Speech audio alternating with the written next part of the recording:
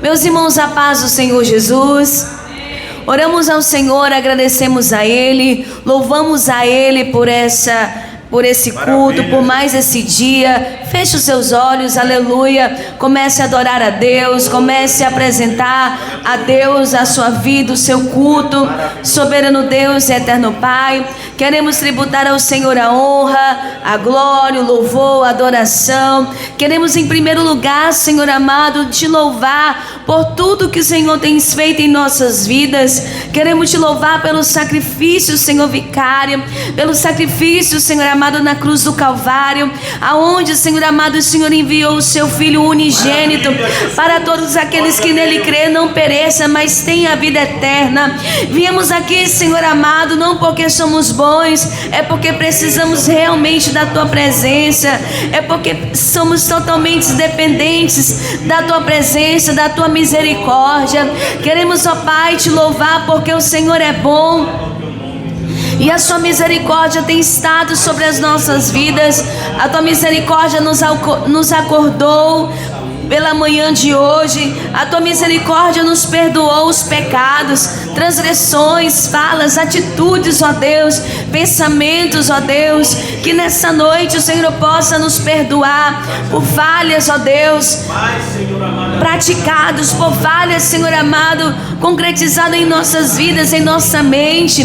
Que nessa noite, Senhor amado, o Senhor possa cheirar como incenso suave nas suas narinas o nosso louvor, a nossa adoração, o nosso culto do pão, culto do ensinamento da poderosíssima palavra. Senhor, oxalá, se o Senhor voltar hoje e arrebatar a sua igreja, nós não sabemos o dia nem a hora, porém, Senhor, o Filho do Homem disse que nós precisamos estar apercebidos, preparados, com as nossas vestes, Senhor amados, brancas, com as nossas vestes lavadas, com as nossas vestes, Senhor amado, Senhor, limpas diante do Senhor, porque a qualquer momento a trombeta vai tocar, porque a qualquer momento, Senhor amado, a trombeta vai soar, e precisamos, Senhor amado, estar preparados. Que nessa noite, Senhor, o Senhor venha com a tua presença nessa noite.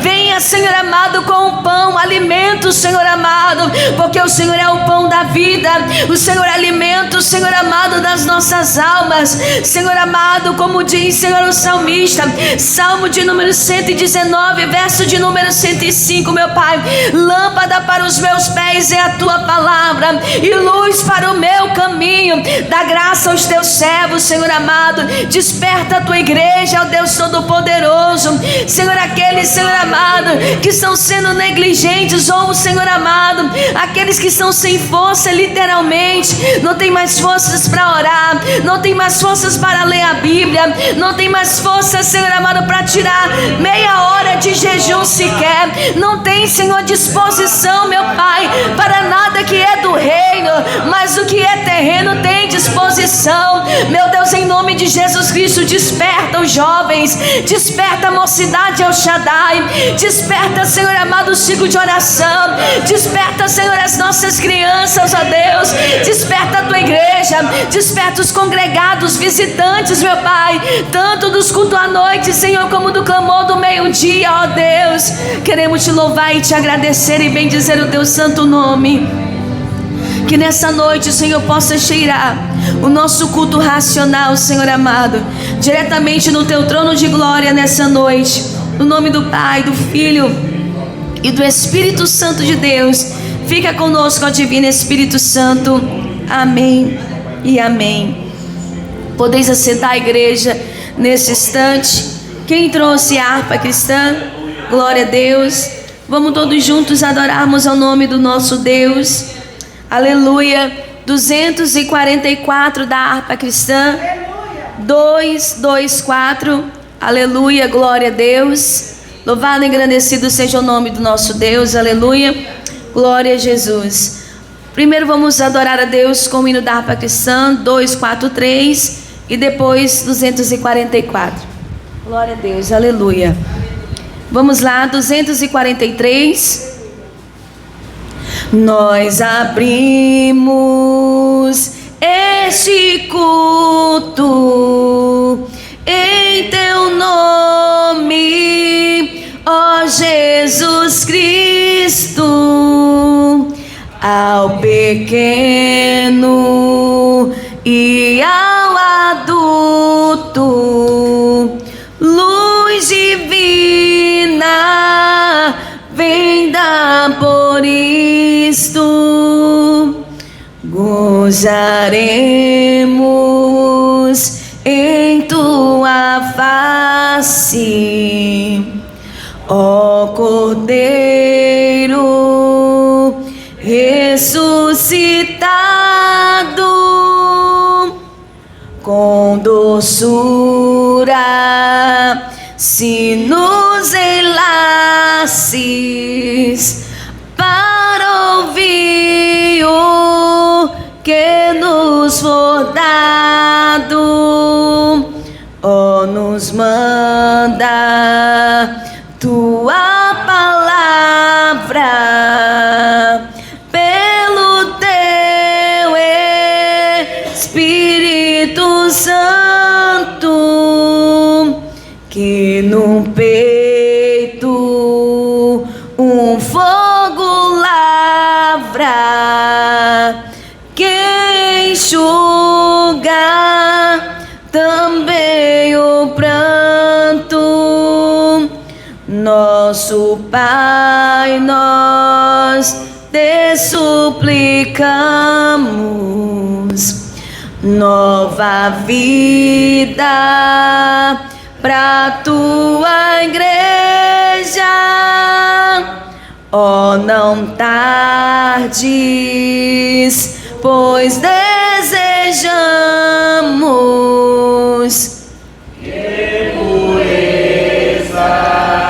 em nosso vejas, abençoa,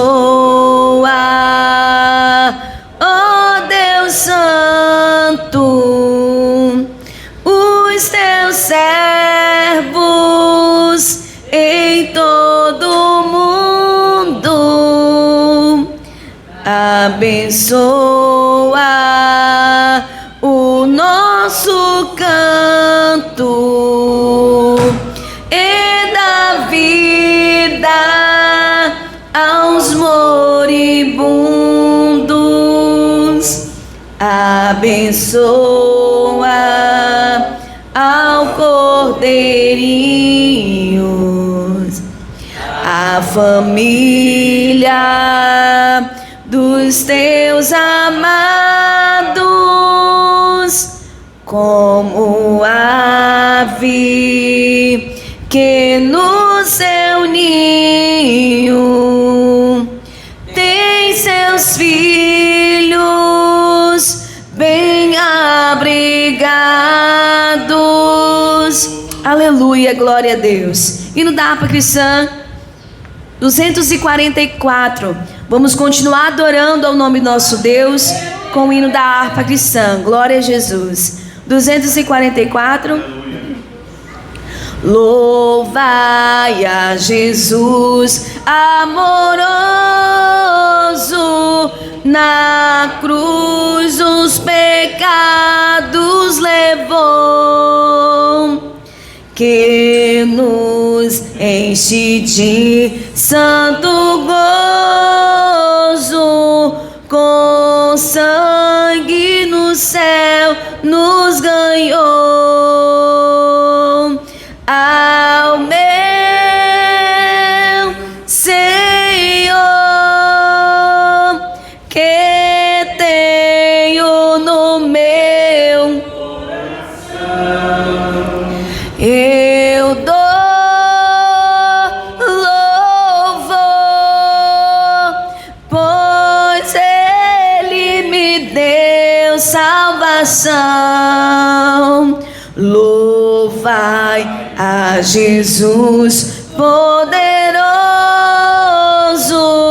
que veio livrar da prisão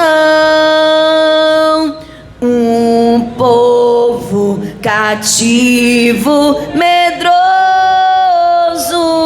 que não tinha consolação. Ao meu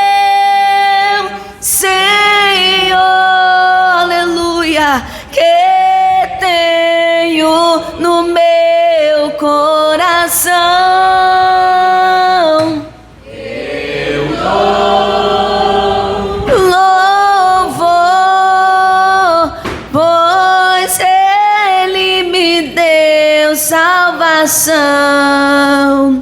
Louvai a Jesus, vosso guia, no mundo de tribulação. E não tem temor quem confia em Deus, mais real proteção. Ao meu aleluia, Senhor, que tenho no meu coração, eu dou louvor, pois Ele me deu salvação. Louvai a Jesus, dai-lhe glória, pois Ele, Senhor, Ele é. Na cruz nos ganhou a vitória, vencei com Jesus pela fé. Ao meu Senhor, que tenho no meu coração, eu dou louvor, pois Ele me deu salvação. Pastor Elvis. glória a Deus. Glória a Deus. Saúde a igreja com a paz do Senhor Jesus. Amém. Fique de pé, pegue a Bíblia, a palavra do Senhor. Aleluia. Aleluia. Evangelho do Senhor Jesus, segundo escreveu Lucas, capítulo de número 10. Aleluia. Glória a Deus. Livro de Lucas, capítulo de número 10. Aleluia. A partir do versículo de número 25. Louvado eternamente é o nosso glorioso Salvador Jesus. Aleluia, Deus. Aleluia. Glória a Deus. Novo Testamento, livro de Lucas, capítulo de número 10, a partir do versículo de número 25. A parábola do bom samaritano. Aleluia. Glória a Deus. Quantos acharam, diga amém. Amém. Lucas capítulo 10, versículo 25 em diante, vamos ler como temos o costume. Está escrito, versículo 25: E eis que levantou um certo doutor da lei, tentando-o e dizendo: Mestre, que farei para herdar a vida eterna? Então Jesus lhe perguntou: está escrito na lei, como interpretas? E respondendo ele, disse: Amarás ao Senhor teu Deus de todo o teu coração, e de toda a tua alma, e de todas as tuas forças, e de todo o teu entendimento, e ao teu próximo como a ti mesmo. Faze isso e viverás. Ele, porém, querendo justificar-se a si mesmo, disse a Jesus: E quem é o meu próximo? Jesus disse: Descia um homem de Jerusalém para Jericó e caiu nas mãos dos salteadores, os quais desgojaram e resbalam e retiraram, deixando-no meio morto. E ocasionalmente descia pelo mesmo caminho certo sacerdote, e, vendo-o, passou de largo. Semelhantemente, havia descer daquele lugar, e vendo também passou de largo. Mas um samaritano que ia de viagem chegou ao pé dele e, vendo-o, moveu-se de íntima compaixão. E aproximou-se a todas as feridas, aplicando os olhos cheios de vinho, e tomou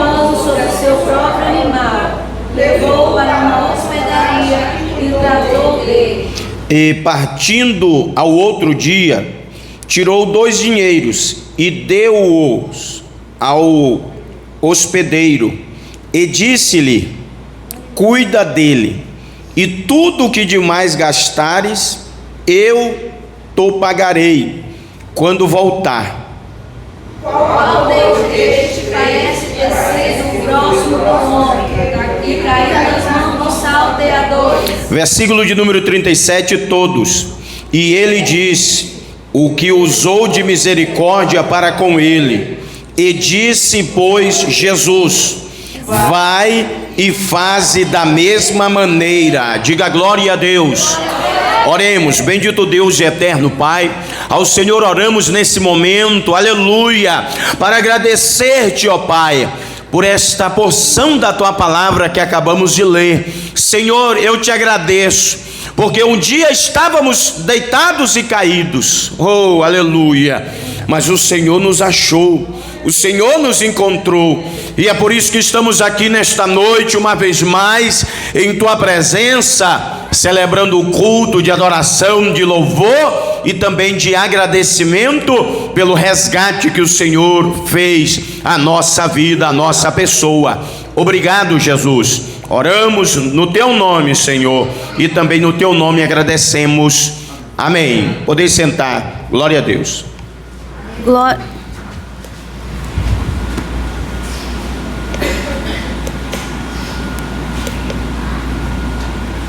Glória a Deus, meus queridos amados irmãos. Nessa noite nós vamos continuar adorando ao nome do Senhor com as nossas contribuições, com as nossas ofertas, com os nossos dízimos. Você que é mantenedor, você que é dizimista, você que trouxe uma oferta de louvor a Deus, pegue na sua mão. Quero convidar o diácono Jonathan para estar fazendo essa oração por todos os dizimistas, ofertantes dessa noite. Na sequência, a irmã Carla Vitória adorando o nome do Senhor com o hino da harpa cristã. Adore o nome do Senhor nessa noite com o hino da harpa cristã. Glória a Deus. Oh Deus de maravilha. Pai de Senhor. Amém. Cumprimento a igreja com a paz do Senhor. Amém. Amém. Vamos orar. Senhor, te damos graças, Jesus, por mais um culto na tua presença, Senhor. Eu oro, Senhor, junto com a tua igreja, te pedimos, Senhor. Abre a janela dos céus e derrama bênçãos sem medida sobre a tua igreja, Senhor. Tu és o nosso Deus de provisão. É o Senhor que abre portas, Senhor. Não deixa que nada falta para o teu povo. Não deixa faltar o alimento. Não deixa faltar o mantimento, Jesus.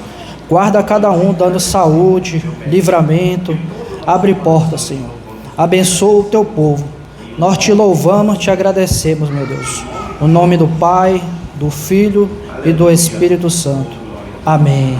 Glória a Deus. Maravilha. Oh, glória a Deus. Tu és maravilhoso, Jesus. Te agradecemos, Senhor. Aleluia. Sim. Sim. Saúde a igreja com a paz do Senhor Jesus. Amém? Amém. Vamos louvar o Senhor com o hino de número 372 da harpa cristã. Glória a Deus, aleluia. Quem possui a Cristo, nele firme está, achará poder para o mal combater, porque suas promessas ele cumprirá. Quem está em Cristo sempre há de vencer. Vencerá, vencerá, por seu sangue vencerá. Vencerá, vencerá, sempre vencerá.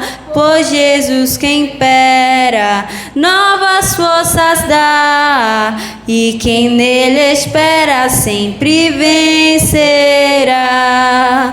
Em qualquer batalha não desmaiará, do poder das trevas há de triunfar.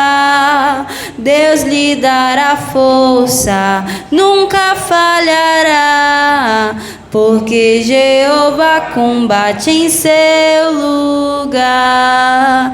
Vencerá, vencerá, por seu sangue vencerá. Vencerá, vencerá, sempre vencerá, pois Jesus quem impera. Novas e quem nele espera sempre vencerá. Entre os inimigos muito audaz será. Quem unido a Cristo nunca vacila. Em Jesus firmado, luz espargirá, a luz do Evangelho para os libertar. Vencerá, vencerá, por seu sangue vencerá. Vencerá, vencerá, sempre vencerá. Pois Jesus quem impera, novas forças dá, e quem nele espera sempre vencerá. Amém. Glória a Deus, aleluia. Glória a Deus. Ficamos em pé, meus queridos amados irmãos. Nessa noite vamos estar apresentando a vida do pastor Elvis Sabino nessa noite. Glória a Deus. Feche os seus olhos. Senhor Deus e Pai, queremos apresentar a vida do teu servo, do teu ungido, Senhor amado, o anjo da igreja, qual o Senhor escolheu, elegeu, Senhor amado, para estar arrebanhando, Senhor amado, o teu povo, a tua igreja, essas ovelhas, Senhor amado, que nessa noite, mais uma vez, o Senhor possa, Senhor, trazer o alimento, o pão vivo, Senhor amado, do céu, para as nossas vidas. Senhor amado, o Senhor pode exortar, consolar, edificar, pois essa é a mensagem, a verdadeira mensagem. Ele exorta, consola e edifica. Continue, Senhor, falando conosco nessa noite. Usa, Senhor amado, o teu servo, pastor Elvis Sabino, nessa noite, no nome do Senhor Jesus Cristo. Amém, igreja? Ainda de pé, recebamos o pastor da igreja nessa noite. Aleluia. Glória a Deus. Quem está alegre com Jesus, diga aleluia. Aleluia. Maravilha. Novo Testamento, mais uma vez. Glória a Deus. Primeiro livro do Novo Testamento.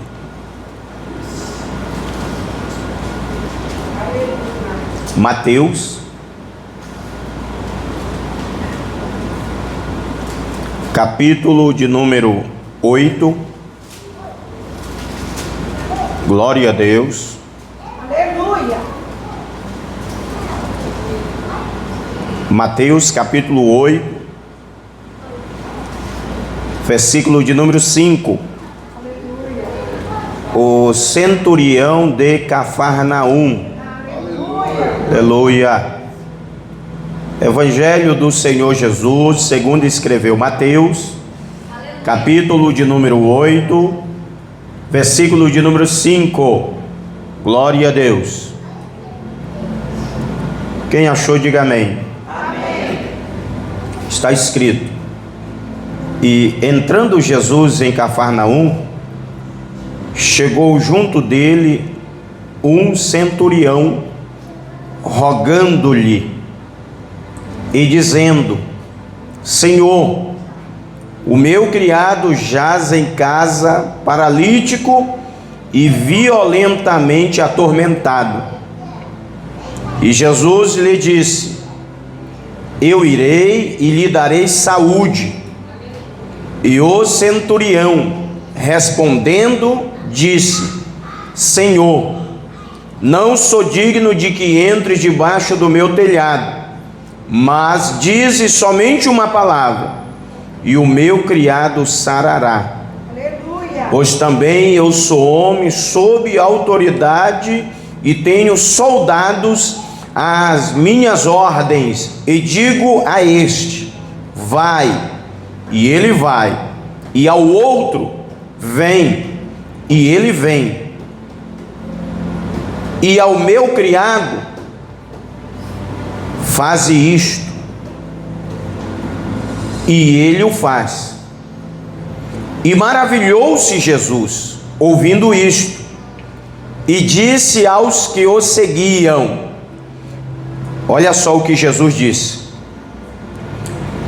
em verdade vos digo que nem mesmo em Israel encontrei tanta fé. Versículo 11, presta atenção no que Jesus falou: mas eu vos digo que muitos virão do Oriente e do ocidente, e assentar-se-ão à mesa com Abraão e Isaque e Jacó no reino de Deus. E os filhos do reino serão lançados nas trevas exteriores. Ali haverá pranto e ranger de dentes. Então disse Jesus ao centurião: vai,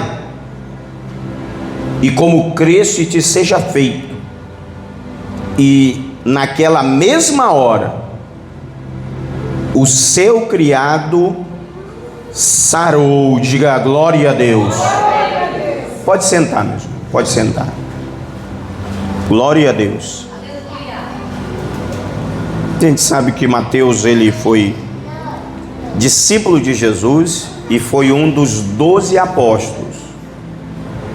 Mateus estava com Jesus nesse episódio.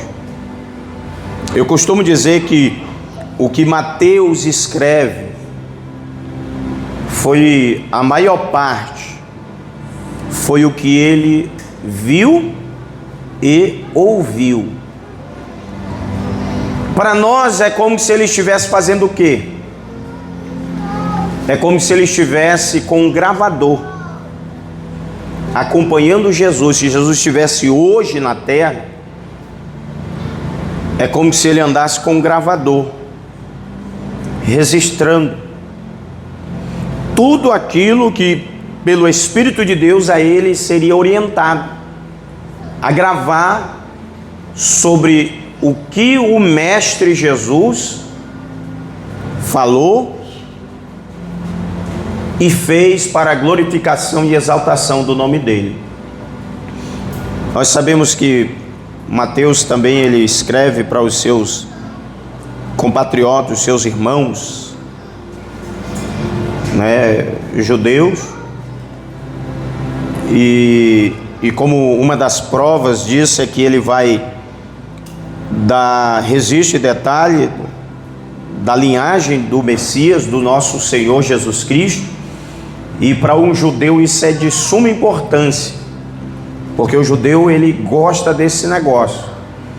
E quando eu leio sobre esse compêndio de registro dos pais, dos homens e de algumas mulheres dentre os judeus, genealogia, eu entendo como se o judeu estivesse registrando o quê?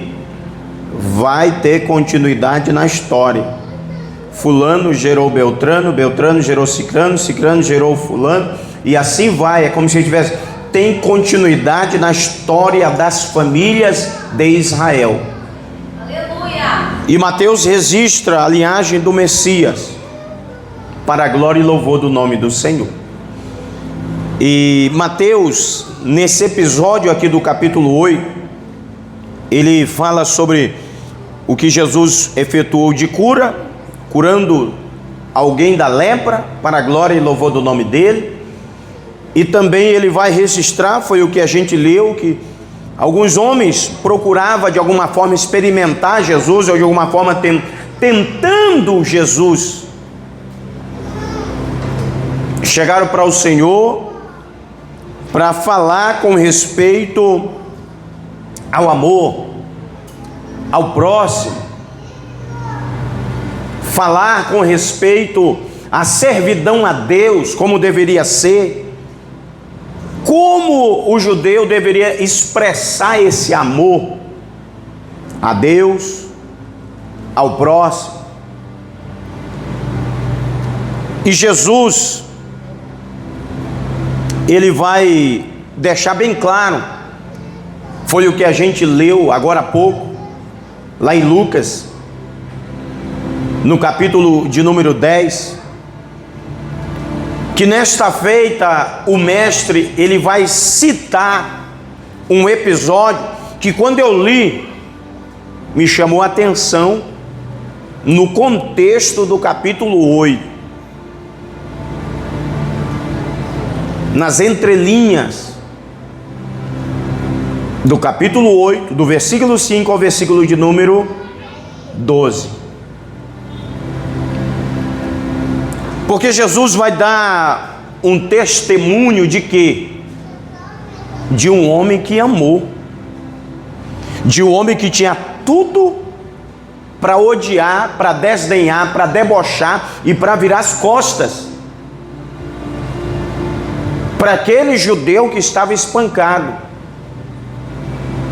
dado já para a morte. Porque Jesus disse que aquele homem, ele era um samaritano. E nós entendemos um pouco da crise existencial da época entre judeus e samaritanos. Os judeus não se comunicavam com os samaritanos. Os judeus detestavam os samaritanos. Os judeus consideravam samaritano a ralé de Israel, indignos de estar no templo em Jerusalém, indignos de serem reconhecidos como filhos de Deus, como servos de Deus, como povo eleito de Deus. E me chamou a atenção esses dois textos. Por quê? Porque nós encontramos um estrangeiro aos olhos de um judeu, samaritano, acudindo um judeu, sangue puro, de perecer no laço da morte. E aqui no capítulo 8 de Mateus, do versículo 5 em diante, nós encontramos Jesus sendo interpelado por um homem que agora oficialmente, verdadeiramente, não é judeu, não nasceu em Israel, não é um personagem direto na história daquele povo, exceto por uma coisa, uma obra que ele fez, que ele chefiou, liderou, que foi a construção da sinagoga, que na época de Jesus existia em atividade na cidade onde ele residia, Cafarnaum. E Jesus passava por Cafarnaum nesse episódio, segundo Mateus escreve. Jesus passa por Cafarnaum. Este homem é um cidadão romano, um cidadão grego. Não sabemos se da linhagem dos nobres ou de alguma família abastecida dentre os romanos, ou se de algum clã considerado também na época da ralé, porque era a função máxima que uma pessoa que não era da nobreza, que ingressava no exército romano, poderia alcançar, era de se tornar um centurião, a atingir o topo. Não vai mais, não poderia passar para a corte máxima dos soldados, considerados pretorianos, e também não poderia passar para a corte dos senadores romanos, se ele fosse um centurião da ralé. Ele atingiu o topo. E nós sabemos, à luz da história, que para um soldado tornar-se centurião, ele teria que ser uma pessoa que entendesse das leis, da cultura greco-romana.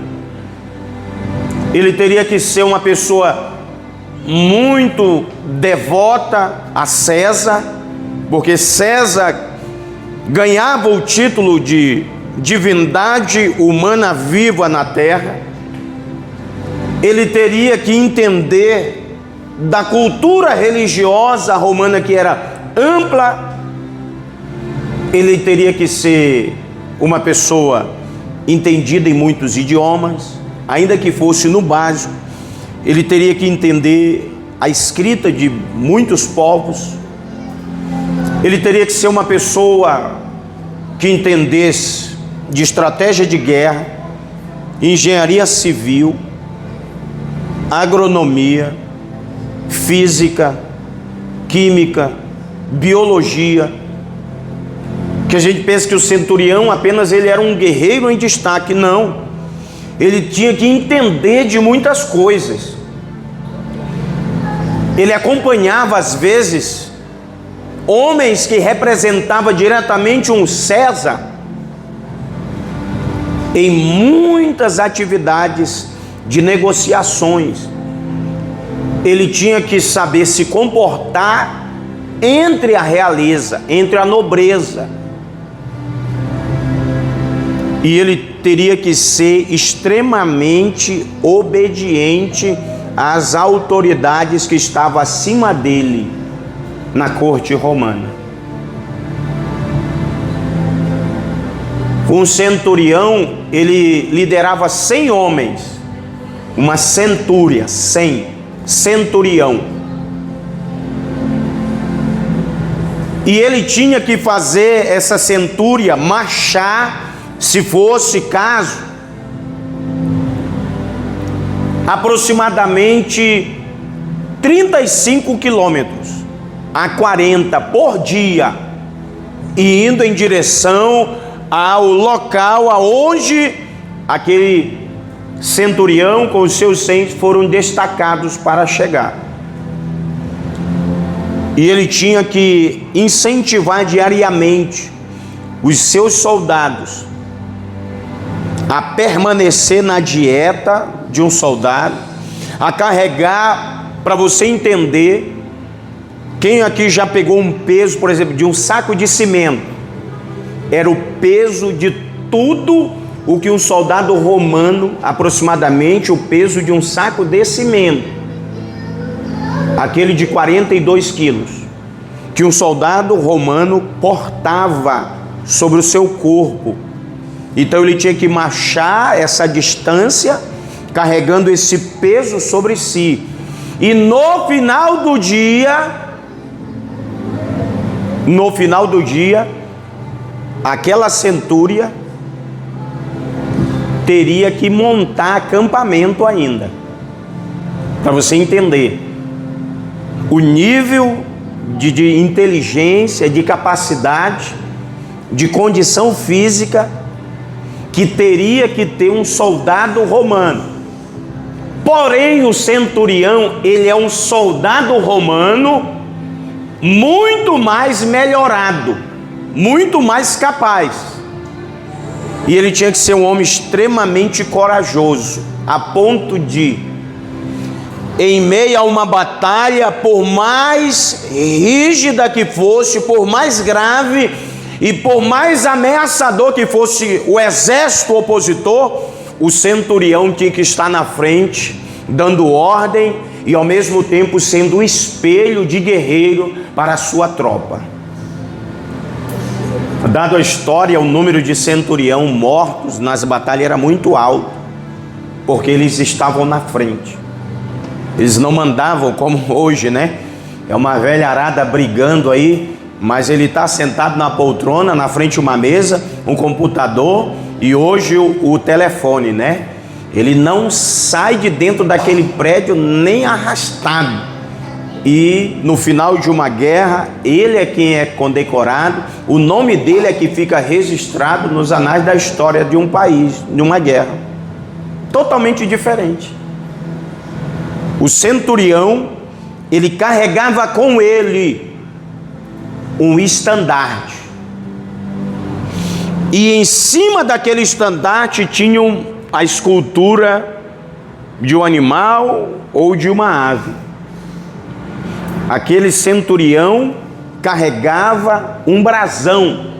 Por exemplo, à luz da Bíblia nós temos, não está evidente, mas historicamente a gente entende que quando Jesus esteve em Gadara, ele esteve em uma terra aonde um centurião, um líder com os seus soldados, já agora reformado, aposentado, recebeu da coroa para que eles pudessem habitar. Era sempre assim.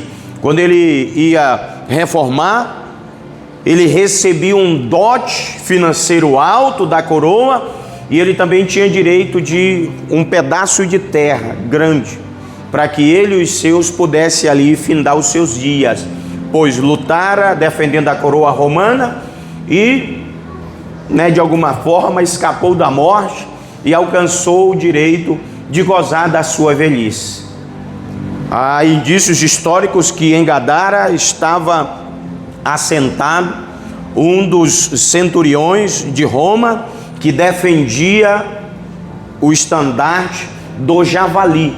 Por isso nós encontramos, é como se fosse no reino espiritual, quando aquela legião reformada chegou ali com aquele centurião reformado, é como se eles trouxessem todos aqueles seres espirituais que com eles estavam nas batalhas. Eles eram devotos ao Deus simbolizado no javali, no porco. Quem entendeu, diga glória a Deus. Esse centurião de Cafarnaum, ele tinha consigo 100 homens. Ele ainda estava em exercício no exército. Ele tinha muita influência, tanto entre os cidadãos romanos que em Israel moravam, como também entre os judeus, e principalmente entre as autoridades religiosas de Jerusalém e da província de Cafarnaum, porque ele mesmo, a Bíblia descreve dizendo, foi o que construiu. É claro que ele não estava lá trabalhando, mas foi ele que financiou a construção da sinagoga de Cafarnaum. Então ele era um homem que tinha liberdade entre os judeus. Ele era um centurião querido entre os cidadãos judeus na região de Cafarnaum. E é claro que, como resposta a isso, lá em Jerusalém, onde estava a sede, o templo sede, construído por Herodes. Este homem tinha um criado em casa, um garoto que ele estimava como filho. O texto descreve dizendo que ele um dia se deparou com aquele rapaz de cama, terrivelmente moribundo, terrivelmente atormentado. E nós sabemos que Jesus, por onde ele passava, milagres aconteciam e as pessoas comentavam. Não mudou hoje. Quem já recebeu o milagre de Jesus, levante a mão e diga glória a Deus. E tem gente que já comentou do teu milagre por aí. Simplesmente de olharem para você e ver quem hoje você se tornou por bondade e misericórdia de Jesus, as pessoas já comentam, tanto no positivo como também para o negativo. Que nada, pai, que dali é só para enganar, que está se escondendo de trás da Bíblia. Depois você vai ver o que vai acontecer. E tem outros que dizem, não, aquela dali eu conheci, e como eu vejo ela hoje, aquela é crente, aquele lá verdadeiramente é transformado e tornou-se em um cristão, porque ele mudou, ela mudou. Quem entende, diga glória a Deus. Então esse homem, ele fica sabendo da fama de Jesus, e ele põe dentro do seu coração, agora vem cá, e olha o que eu falei aqui, que foi muito pouco, descrevendo as qualidades e as capacidades de um centurião, foi pouco. O centurião, ele tinha que jurar, reconhecendo Roma como Estado maior, e ele tinha também que de joelhos jurar alta fidelidade à coroa de Roma, a César, reconhecendo ele como Deus. E quando ele recebe o estandarte, brasão do seu pelotão, ele se torna um devoto da divindade simbolizada através daquela imagem. Uma águia, um falcão, um touro, um javali, um leão, um tigre, um urso, uma estrela, o sol, a lua. Ele se tornava totalmente devoto a César e aquela divindade representada na imagem do seu brasão, do seu estandarte. Alta fidelidade a esses dois. A coroa por César, para que ele não se dobrasse a nenhum outro rei ou reino. da terra. Aquela divindade, para que jamais ele viesse a adorar qualquer Deus de qualquer nação por onde um dia ele poderia ser enviado. Ele tinha extrema devoção ao César e à divindade do seu brasão. Não poderia se dobrar outro de maneira nenhuma. Quem me entende, diga aleluia. Diga glória a Deus. Quando esse homem se depara com o seu estimado servo de cama, e ele ouve o testemunho de Jesus, irmão, isso aqui me fascinou semana passada, quando eu li esse texto, e a minha mente vai, porque o Espírito Santo, isso aqui eu já li, já reli, já preguei tantas e tantas vezes, nesses quase 15 anos de pregador, mas eu não tinha observado esse negócio de hoje, na semana passada, é claro, que esse homem, ele tomou uma decisão, e ele, na sua decisão, ele vai colocar a sua posição de centurião em jogo, ele vai colocar a sua fé em jogo, os seus juramentos em jogo, porque ele está indo agora, ele está saindo de onde ele estava para ir até Jesus, que para quem seguia Jesus, ele é o Messias, ele é Deus encarnado, ele é o Deus vivo encarnado nessa terra. E para saber, nesse contexto de que ele é o Deus vivo encarnado, ele é o único Deus soberano, eterno, glorioso, e que antes dele nenhum outro se formou, e que depois dele não pode se formar nenhum outro, porque ele é Deus eternamente, e não há quem possa explicar a eternidade. Não tem quem possa explicar. Então esse homem coloca tudo em jogo, mas ele vai clamar aos pés do Senhor Jesus Cristo. Ele é um homem que está carregado de pecados, ele é um homem que tem no seu uniforme emblemas que dá denúncia, que delata ele de que ele é um pecador, confesso, reconhecido. Ele tem sangue de guerreiros nas mãos e tem sangue inocente também nas mãos. Ele é um homem que tem um legado de herói para uma multidão, mas tem um peso de assolador, de destruidor sobre os seus ombros, também reconhecido e dado a ele por muitos povos por onde ele já havia passado. Mas lembrando que ele é o autor da construção da sinagoga, logo nós entendemos que ele já tinha uma inclinação e um apreço pelo Deus dos judeus. Porém, isso não estava totalmente evidente. Mas lembrando que se ele já tinha algum apreço, era pelo Deus que Abraão conheceu, que Isaac conheceu, que Jacó conheceu, que os líderes judeus conheciam. Mas agora anuncia para ele o Filho de Deus, o Messias, que os judeus, a maioria dos religiosos e os líderes não reconheciam ele como Deus, como Messias. Ele ouve falar desse Jesus e ele vai procurar Jesus. Ele abre mão dos conceitos lógicos, porque Teo não tem, de que ele havia aprendido na sinagoga. E ele vai até Jesus, contrariando até mesmo a vontade dos líderes judeus. E quando ele chega até Jesus, ele chega despido de toda a sua glória, de todas as suas vontades humanas, de todos os seus quereres dessa terra. Ele chega diante de Jesus como mais um pecador, moribundo, miserável, que está rastejando na lama do pecado. E Jesus olha para ele e diz: eu vou lá na tua casa.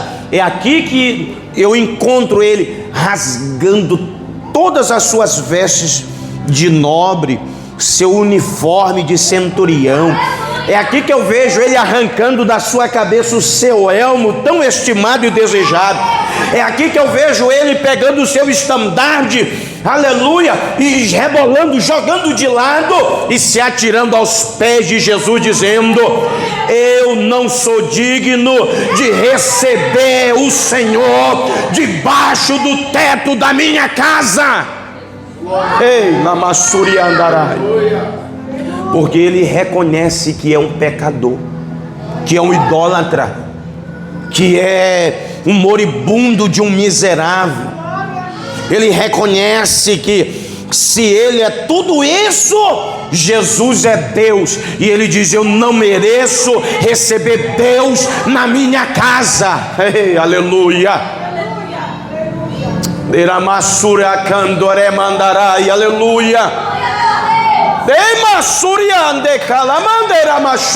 Esse homem chegou como todo ser humano deveria chegar na presença de Deus, todos os dias. Todos os dias. Como um miserável de um pecador, confesso de seus crimes, aleluia, mas confessando o poder e autoridade que o Messias tem para justificá-lo, santificá-lo e operar na sua vida, aleluia, aleluia.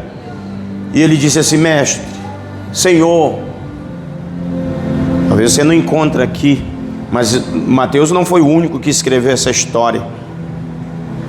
Ele disse: eu não mereço receber o Senhor lá em casa, não tenho condições alguma de receber. Ele vai se lembrar na hora do altar que ele tinha secreto lá dentro da mansão dele, porque ele não morava numa tenda, agora ele está assentado em uma cidade. E Cafarnaum não é uma cidade qualquer, é uma cidade mercante, portuária, comércio muito grande de peixes, outros seres das águas. Ali eles recebiam gente, mas muita gente mesmo, tanto de Israel como também de outros países. Comerciantes, negociantes, compradores, vendedores, construtores, fabricantes.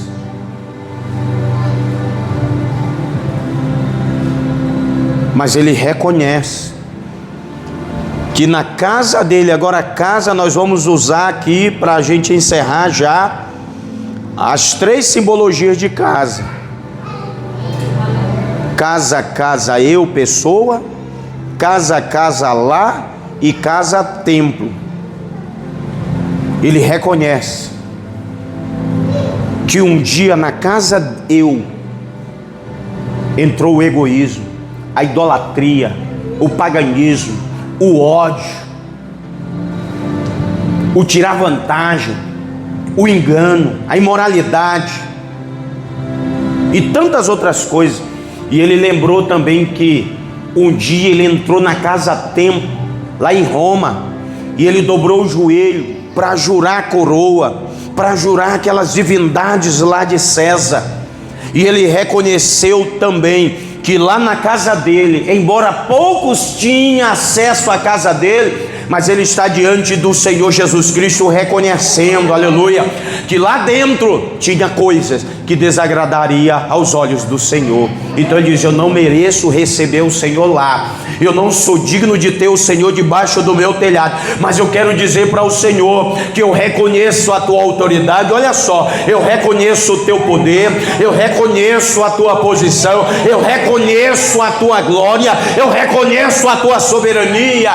E ele traz tudo isso em uma comparação na linguagem humana, antropomórfica.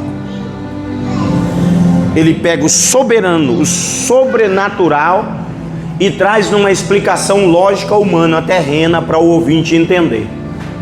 Ele diz: eu sou um homem que tenho autoridade. Ele está dizendo: eu sei que tu és Deus, e Deus tem autoridade no céu, na terra, e quando ordena até o inferno tem que obedecer. Eu tenho autoridade, porém minha autoridade é limitada. E o exemplo da autoridade que ele vai dar é: se eu digo a um dos meus criados, vai, e ele acata a ordem na mesma hora e tem que ir. Eu digo a outro servo, vem, e ele acata a ordem na mesma hora e tem que vir. Eu digo ao meu criado, faça isso, e na mesma hora ele tem que fazer. Diga somente uma palavra, Senhor, e o meu servo lá ficará curado, sarado. Diga uma palavra, ou seja, use a autoridade. Diga uma ordem apenas daqui, e lá do outro lado o milagre acontece já. Jesus olhou, olha que magnífico. E eu fico falando aqui, fico imaginando a cena. Jesus olha para ele, quem sabe morde os lábios, respira. Quem sabe Jesus pensa: mas eu queria tanto isso aqui nos meus, eu queria tanto isso aqui lá naqueles que está agora no templo em Jerusalém, eu queria tanto essa confissão de todos os que estão aqui presentes nesse momento. Eu queria tanto que os judeus tivessem a mente que esse romano tem. Isso penso eu, tá? Não tem nada disso escrito, por favor, não me interprete mal. Aí Jesus maravilhou-se. Olha aí, versículo 10, Mateus 8:10. Maravilhou-se Jesus ouvindo isso, e disse aos que o seguiam: em verdade vos digo que nem mesmo em Israel encontrei tanta fé. Mas era o desejo dele encontrar, porque eu não encontrei. Então nós entendemos que ele procurou isso em Israel. Ele procurou esta fé no meio dos judeus. E ele disse: eu não tinha encontrado até agora aqui em Cafarnaum. Mas ele fala de Israel, ele está falando do povo judeu. Ele diz: eu encontrei aqui nesse romano. E o versículo 11: mas eu vos digo que muitos virão do Oriente e do Ocidente, e assentar-se-ão à mesa com Abraão, Isaque e Jacó no reino dos céus. Levante a mão e diga: glória a Deus. E triste o que Jesus fala agora. É triste, irmão. Triste, diácono Jordan. O versículo 12 para mim é muito triste, extremamente triste, irmã Dora. O versículo 12 é triste, é pesaroso. O versículo 12 faz um cristão verdadeiro sofrer, lamentar. O 11 faz a gente saltar e pular, né? Mas o 12 já nos abate sequencialmente. Olha o que Jesus disse: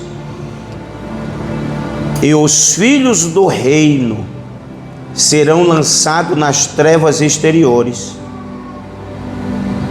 Ele falou que virá do Ocidente, do Oriente. Muitos, ele está dizendo de quem? De não judeus. Na verdade, Jesus estava falando de mim e de você hoje.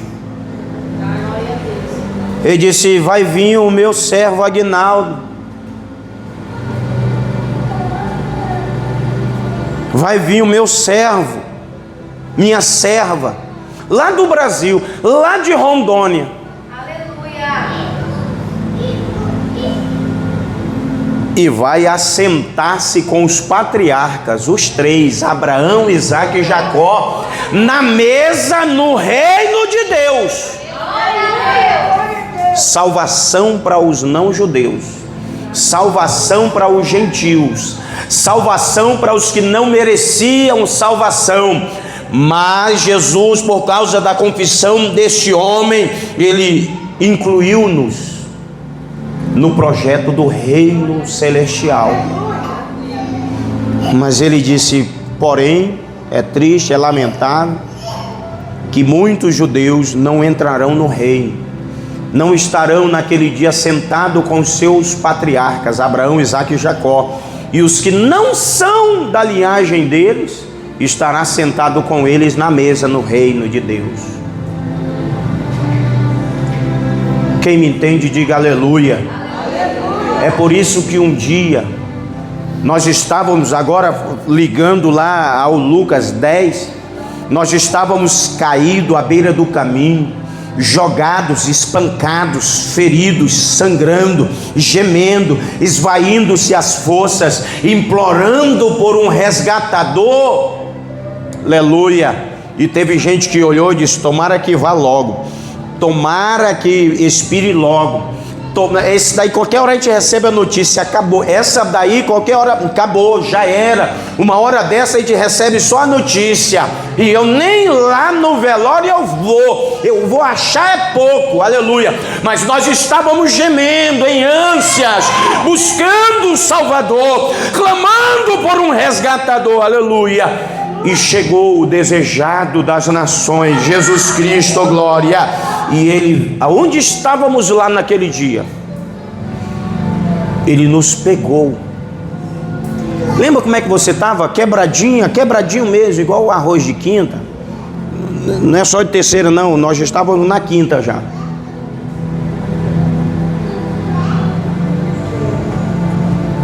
E o que foi prefigurado nas próprias palavras dele, né? Jesus mesmo falou espiritualmente dele mesmo, o figurando na pessoa do samaritano. Sabe o que Jesus fez? Ele se rebaixou, saindo da posição de um judeu de sangue real de Davi, para a condição de um pecador de Samaria. Ele diz, eu para salvar os meus, os que o Pai me deu, eu não me importo de ser chamado, considerado um samaritano. No entanto, que você encontra no Novo Testamento, os líderes religiosos um dia olhou para Jesus, tu é um samaritano. Sabe o que eles diziam para Jesus? Tu não presta, tu não serve para nós, nós te odiamos também. Tu é um samaritano. Aí eu disse, e ainda além de ser um samaritano, tu é um tremendo de um endemoninhado. Falaram isso para Jesus. Mas às vezes alguém bate o pé para a gente e diz, mas não quero mais Deus. Chamaram Jesus de endemoninhado, rapaz. Alguém olha para a gente às vezes, tu não vale nada, tu não está com nada. Eu pensei que iam me chamar de nobre, de realeza, só porque eu aceitei Jesus. Não. Chamaram Deus, Jesus, de samaritano, de um sangue misto, desmereceram o Salvador. Mas o mesmo Salvador lhe disse, eu sou como um samaritano, que estou vendo quem está ferido e quem vocês estão abandonando, mas eu vou lá resgatar, eu vou lá curar as feridas, eu vou lá colocar azeite, eu vou lá colocar vinagre, e eu desço para que os meus subam no jumento e eu os levo em segurança até uma estalagem. Levante a mão e diga, graças a Deus. Hoje você está no lugar seguro que Jesus te colocou. Hoje você está debaixo das asas do Onipotente.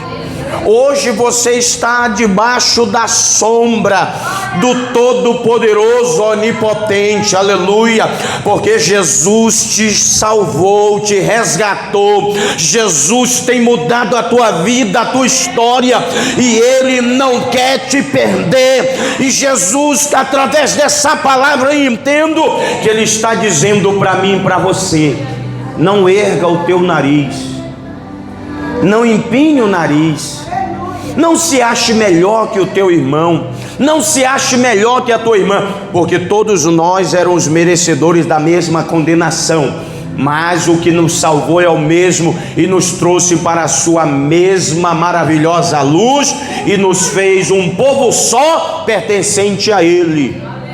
Glória a Deus. Não tem melhor, maior, mais merecedor, mais bonito, mais cheio, mais poderoso. Somos um só corpo em Cristo Jesus.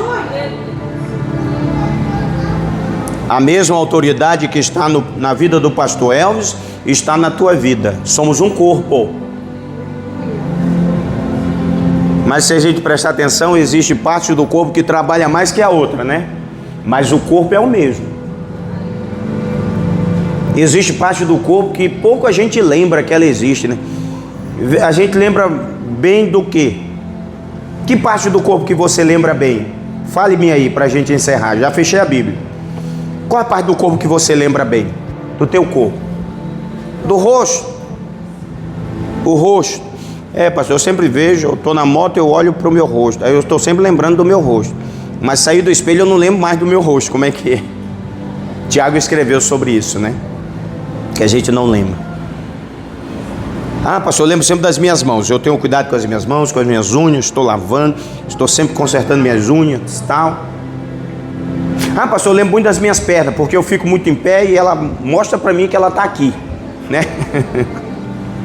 Pastor, eu lembro da minha coluna, que eu fico sentado bastante ou em pé e ela mostra para mim todo dia que ela está aqui, ela dá sinal, não é?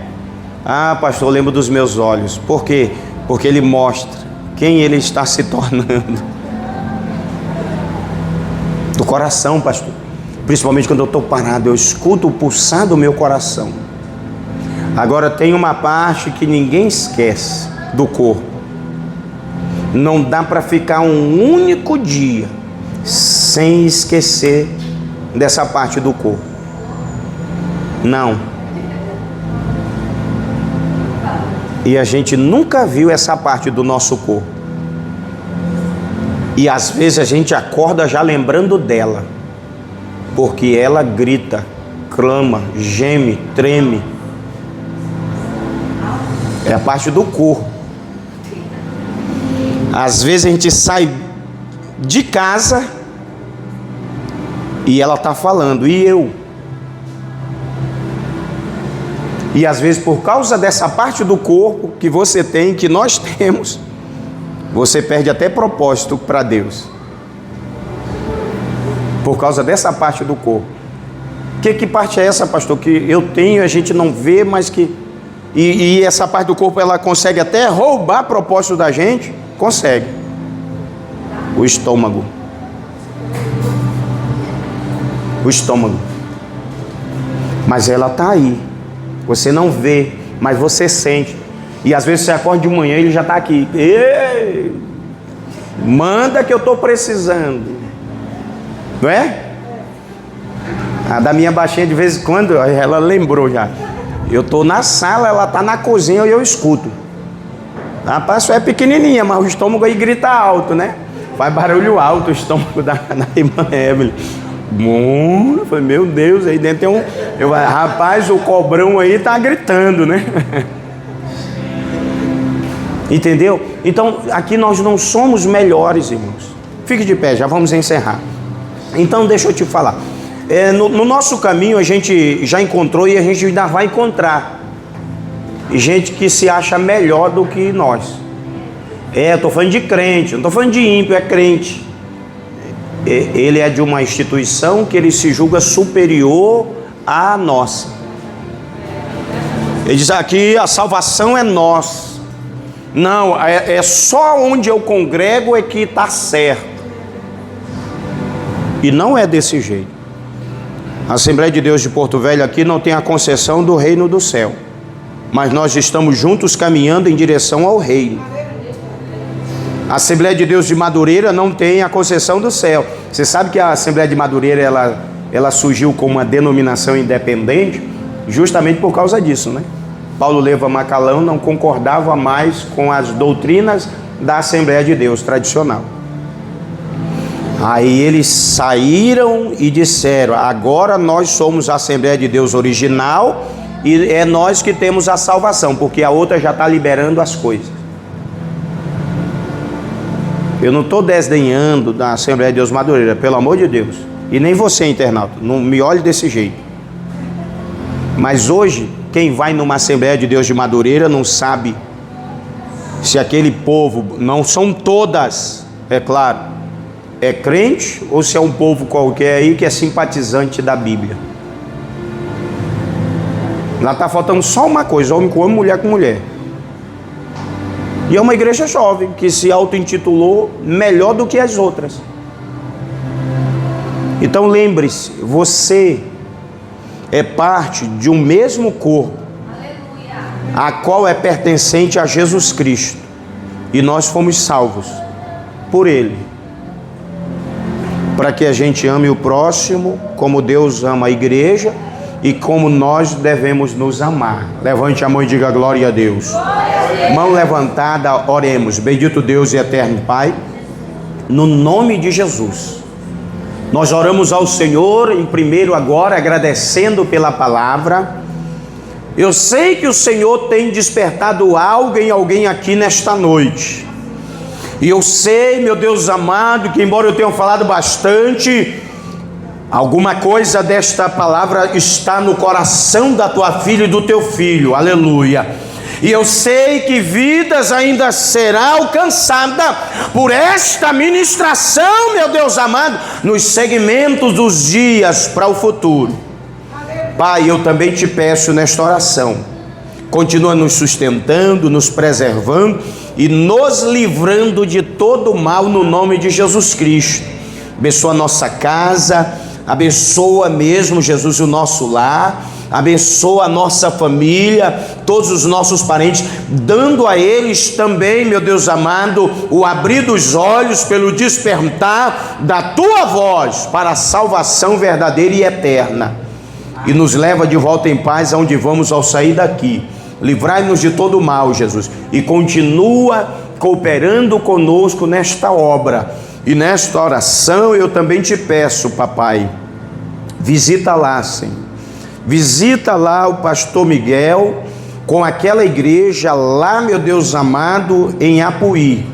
Visita todo aquele campo e toda aquela região. Abençoa, meu Deus amado, toda a região sul do Amazonas.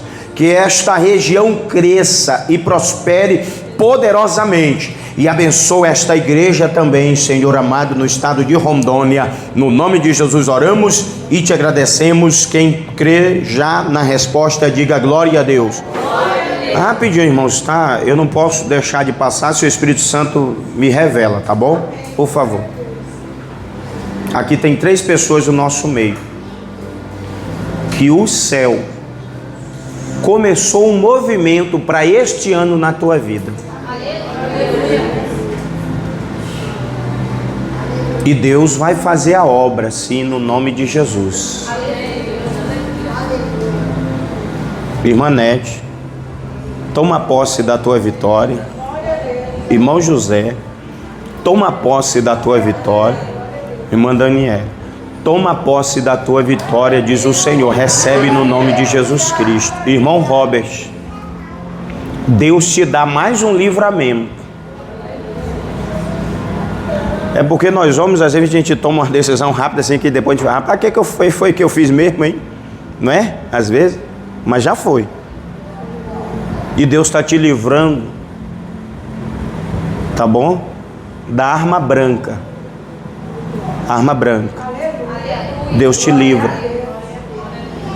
Que eu vi alguém vindo furiosamente, e eu te via reagindo ali naquele momento e sairia ferido, mas o Senhor diz assim: diga para o meu filho que eu estou derrubando por terra esse demônio e eu estou dando livramento para ele. Toma posse da tua vitória no nome de Jesus. Amém?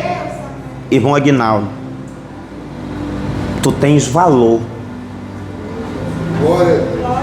Deus diz assim: diga para ele que és um homem de valor, diz o Senhor. Deus tem recompensa grande para a tua vida. Deus tem recompensa grande para a tua vida. Irmã Sandra, irmã Dora, a bênção de Deus está na casa de vocês. Está na casa de vocês. A bênção de Deus está na casa de vocês. Está. Tomem posse no nome de Jesus. No nome de Jesus. Fique de pé. Glória a Deus. Então, sábado nós temos aí o culto Um Dia com Deus, né? Temos 2 pregadores internacional, do horário do meio-dia, presbítero Fábio, e do horário das 2 horas, pastor Alexandre Gutierrez. 2 servos de Deus, homens de Deus, que são abençoados e são uma bênção. E Deus vai usá-los nesse altar, com graça, sabedoria e poder no nome de Jesus. Diaconisa Lindalva está na responsabilidade, né, desse culto que acontece de 3 em 3 meses aqui, sempre aos sábados, de 3 em 3 meses, das 9 da manhã até as 15 horas. E Deus tem operado já aí. Qual é a edição de agora, hein?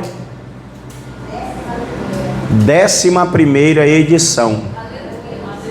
De 3 em 3 meses. Jesus é maravilhoso, né? Cada edição do Dia com Deus é uma surpresa diferente. Estenda as tuas mãos. Que a graça de nosso Senhor e Salvador Jesus Cristo, o grande e eterno amor de Deus, nosso Pai, a comunhão e as consolações do Espírito Santo esteja com todos vós e todos digam amém. Palmas que louve e adora Jesus. Está encerrado.